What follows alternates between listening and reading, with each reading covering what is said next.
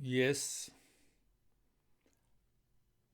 I'm awfully busy and don't have time for peace, happiness in my life. But why I'm running? I'm running for peace and happiness, and I don't have time for peace and happiness. So we should ask question to ourselves. Is it the right knowledge or action bring the permanent peace and happiness in our life?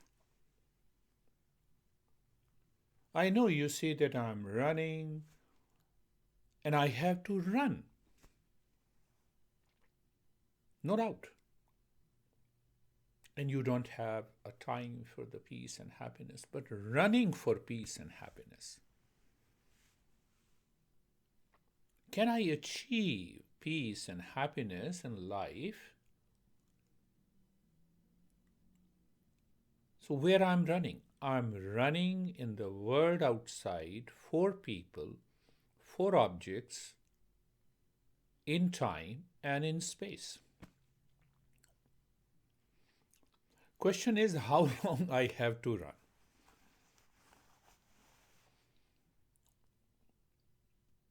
We are running, running, and running. How our mind is reacting to the life by running. Can we achieve peace?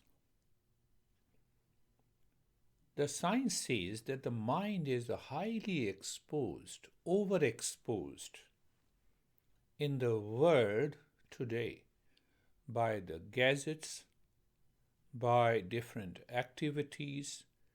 We meet more than 100 and 200 people every day. And we used to meet hardly 5 or 6 people 100 years ago.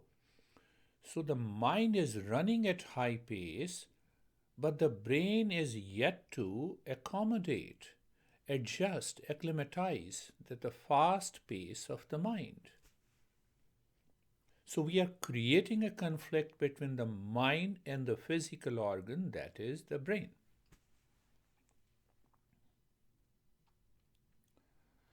But this is how the science looks. The Eastern wisdom says ask yourself, can this running, or I mean to say hyperactivity, in our life can bring peace and happiness? After all, when we discover inner peace and happiness, it is a state of passivity, it is a state of consciousness, it is a knowledge. So the next question comes, is knowledge opposite action? Or you can say, is if I continue to act running after in my life, can this bring a knowledge of the peace and happiness? And our masters are very clear. And you will also be clear and agree to this is a fact and the truth. What is the opposite of knowledge? Ignorance. And what is the opposite of action? Inaction. So now, if I'm running after, always running, keeping myself all busy in order to secure peace and happiness, that is a knowledge, that is a state of consciousness. So, where lies the problem? The problem lies is ignorance. And what is that ignorance? Incomplete knowledge about our true nature. And what is the opposite of ignorance? Is the knowledge. That is what all the masters talk about. Eastern wisdom, that is an instrument of knowledge, aims at self discovery. All masters, all great masters, declare that every practice of mindfulness and meditation leads to knowledge of my true nature. And once I know my true nature, it brings an end to the suffering.